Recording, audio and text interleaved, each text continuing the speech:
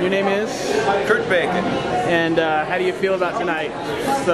Overall, local elections, state elections, national? Overall, we're pretty pleased. We don't have the final results for the bond yet, for the SOU school bond, but we understand that the bond is leading. We're pleased with that. Personally, I understand that the Democrats have taken control of the National House, so I think that's great, Congress. And I just talked to Chuck Kyle over here, and he said that his wife, Kate Jackson, has won the local school for the, for the city council, so we're happy with that too. Most people around here seem to be convinced that the school bond's pretty much good as passed. Well, I hope so. I think everybody in the room voted for it, so it's a lot of people. Looks like, yeah. I kind of feel trepidatious about walking up and bugging them during dinner, but so I figure I grabbed the guy standing. The guy who just walked into the laptop. Yeah, there you go, and I know you. So, what was the most important thing for you this election? What was the most important issue for you this election? Well, I think the most important issue for me is, on the local level, was definitely the school bond and supporting education for our children. The same thing when I look at the governor's race, I was more in touch with what the Kulingoski campaign was saying rather than the Sexton campaign. So briefly, I heard with 15% of the precincts in that Kulingoski is ahead there, but that's very early to tell. We don't know about that. So, but that's good news at this point. Nationally, I'm pleased that the Democrats have an opportunity to take over take over the House of Representatives, and hopefully we get a different perspective in Washington in terms of what the citizens need, and in terms of where we're heading with our national policy, foreign policy, domestic policy, those types of things. Do you know? I constantly heard throughout the election that they were just wanting that the American people wanted change, and but I never really heard what that change would be. What direction do they want to take it? It just seems to be anti-Republican, anti-Bush. Right.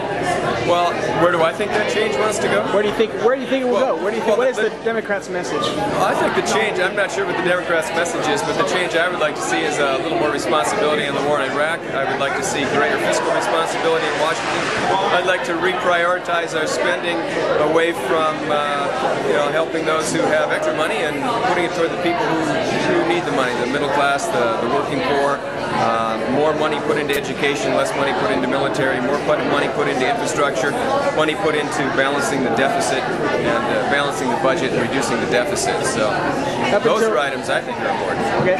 Up until now, actually, right before I came here, I read an editorial that says basically the only reason the Democrats are taking it back is because they're sick and tired of everything else, and that they were the only other game in town. So do you think do you hold that opinion, or do you think that they still need to earn their election results tonight? I think that there's a lot of truth in that statement. Enough things came down in the end here. The Republicans, the scandals in the House, the war in Iraq, the economy slowing a little bit. I think enough things happened to the people that are in power at the moment, the Republicans, to cause some problems nationwide. So I think that the Democrats have an opportunity to prove themselves. I don't think they've proven themselves yet.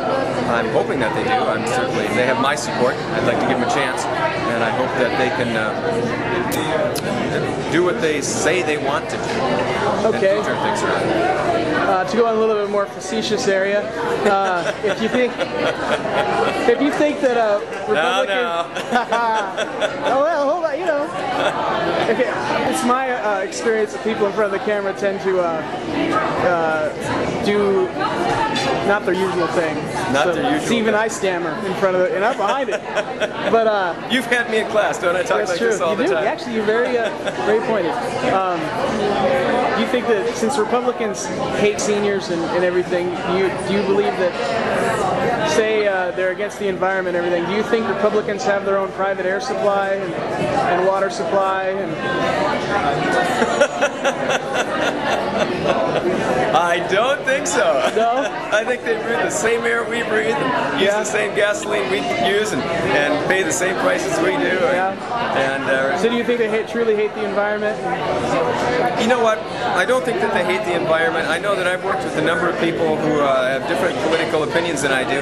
We might have different ways of solving the problems, but I think that many of those people have the best interests, not only of their own constituents, but everybody in mind. I truly believe a lot of people are out there for the good, but they may have a different solution, a different way of solving the problem. I work with people in Ashland, and I might not agree with their approach all the time, but I respect their opinion, and I think I can work with those people. So, you know, it's easy to pick on the Republicans.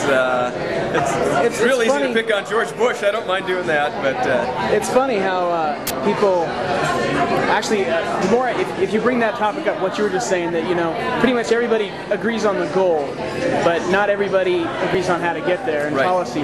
But it's funny how when you talk to people about it, they'll say that, but then it always turns into the destruction, personal politics, and the other guy hates everybody else and something. It's funny because I actually had this conversation with another candidate across town the other night. He's up for position 6, Randy, I forget his last name. Dollinger? Probably, yeah. Okay. And I talked basically the same thing. He said the same thing you said. Right. And so that's good. I guess we just need to change the tone of politics, huh? Yeah. Well, you know what? And I think something that bothers me is that people get these hot button issues, and then they couch the question. For example, I heard a soundbite from George Bush the other day, and he couched the question. Democrats want to get out of Iraq. We want to win in Iraq. You know what? It's not that simple. It shouldn't be couched in those terms. The president shouldn't be leading the country like that. That's a divisive statement. I think you can accomplish more by focusing on what you have in common, and that's fair. Going from there. It doesn't seem helpful to me to make a statement like that. Thanks a lot, Curt. I appreciate it. Hey,